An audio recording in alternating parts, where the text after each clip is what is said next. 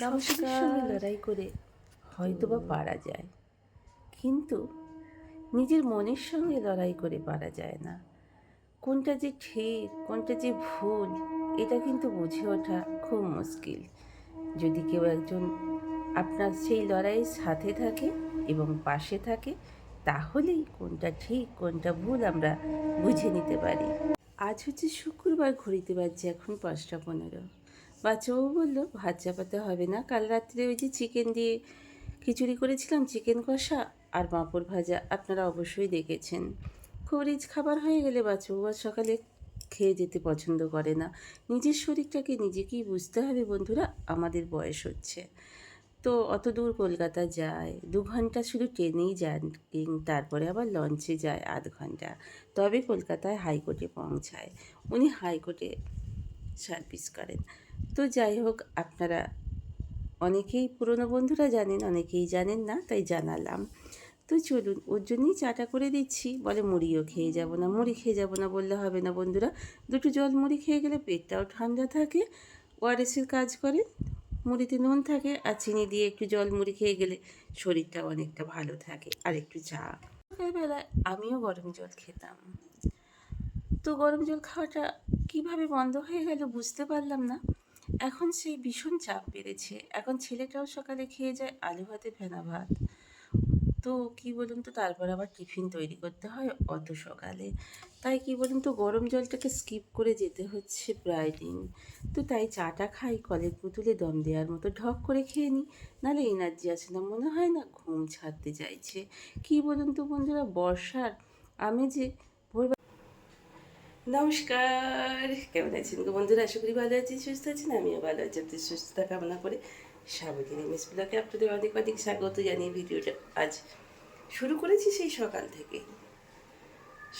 থেকে শুরু হয়ে গেছে, কিন্তু ইন্ট্রোটা দিলাম এই এখন থেকে। আজকে খুব সকাল সকাল স্নান হয়ে গেছে, যেহেতু কাজকর্ম হয়ে গেছে। বাচ্চাও খেয়ে গেল না। কালকে চিকেন দিয়ে খিচুড়ি বানিয়েছিলাম, আবার চিকেন কষা করেছিলাম। তো একটু পেট আলগা মানুষ কিনা, তাই নিজের ভালোটা সে নিজেই বোঝে, কোনদিন খেয়ে যাব না নিয়ে যাব। তো বাবিটা এখনও ওঠেনি, কালকে ছেলেটা অনেক রাত্রিরে অফিস থেকে বেরিয়েছে, তাই বাড়ি ফিরতে পারিনি। তো যাই হোক, বাবির জন্য চা চাপিয়ে দিয়েছি, আমি এবার একটু খাবো। পুজো টুজো হয়ে গেল, কাচাকুচি হয়ে গেল, সব হয়ে গেলো। আজকে একটু রোদ বেরিয়েছে, কালকে আমাদের এখানে জলে ভেসে গেছে, সারাদিন জল হয়েছে। এত জল আপনাদের দেখাবো যদি নেবে না যায় জলটা। তো চলুন, আমার মেঘ ঘনিয়ে আসছে, একবার রোদ দেখা দিচ্ছে, একবার ঘনিয়ে আসছে। আর প্রত্যেক মানুষ বলছে ভাল লাগছে না, ভাল লাগছে না, অতিরিক্ত কোনোটাই ভালো নয়।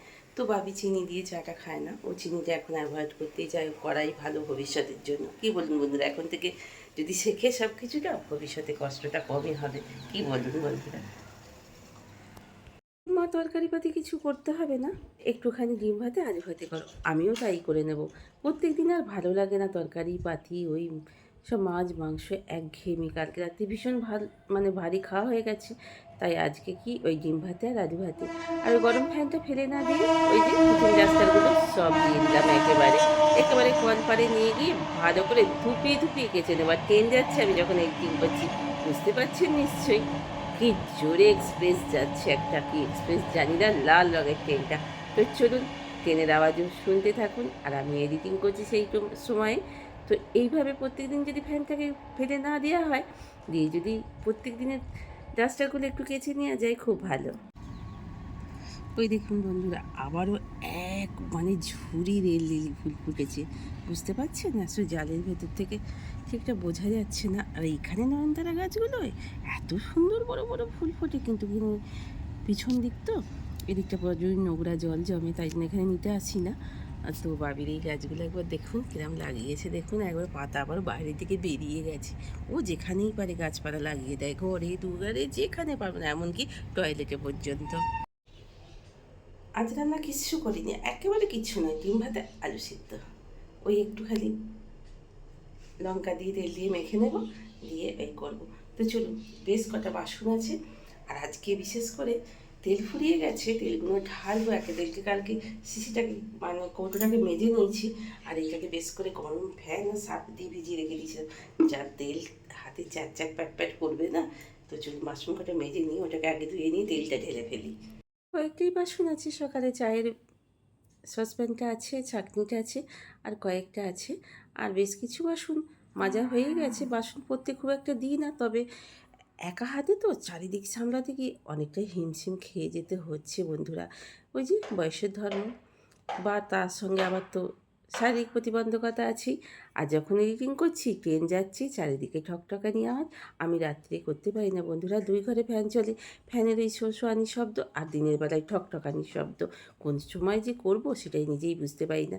তো চলুন বাসনগুলো এবার ঝপঝপ করে মেজে ধুয়ে নিই।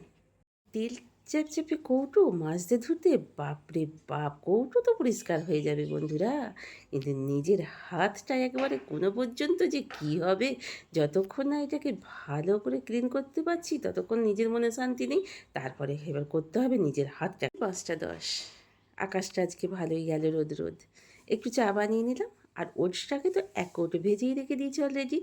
একটুখানি নুন, একটুখানি ওই যে আপনার কসৌরি মেথি পাতা, একটুখানি মশলা দিয়ে ভিজিয়ে রেখে দিয়ে যাচ্ছি। 2 ঘন্টা ভিজবে, তারপর সন্ধ্যের সময়, সন্ধ্যে দেওয়ার আগে কী করব বলুন তো, একটু পরোটা করে নেব। একটু ময়দা খেয়ে রেখে দিচ্ছি। ছেলেটা কী বলুন তো, কাল থেকে বাড়ি আসেনি, যদি এসে কিছু খেতে চায় তাহলে ঝপ করে ওকে একটু কিছু বানিয়ে দিতে পারবো, কী বলুন বন্ধুরা। কারণ না করলে হবে না, তখন হয়তো রান্নাতে জুড়ে যাব।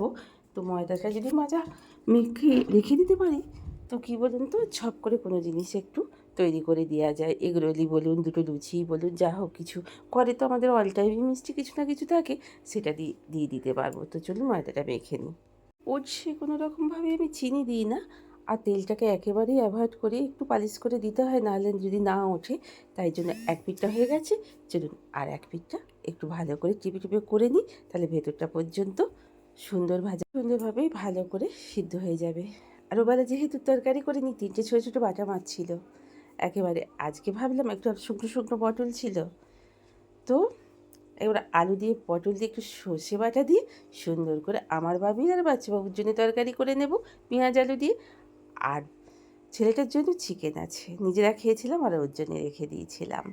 তো ও চিকেন দিয়ে ভাতটা খেয়ে নেবে। আজকে একটু রাত করেই এলো, যখন ট্রেন পেয়েছে তখন বাবিটা বাড়ি চলে এসছে, ছেলেটাও বাড়ি চলে এসছে, বাচ্চাবাবু আজকে এখনও আসেনি। বাবি বললো মা ভোরটা পড়াবো, তাই ও ভুট্টাটাকে চাপিয়ে দিয়ে চলে গেছে।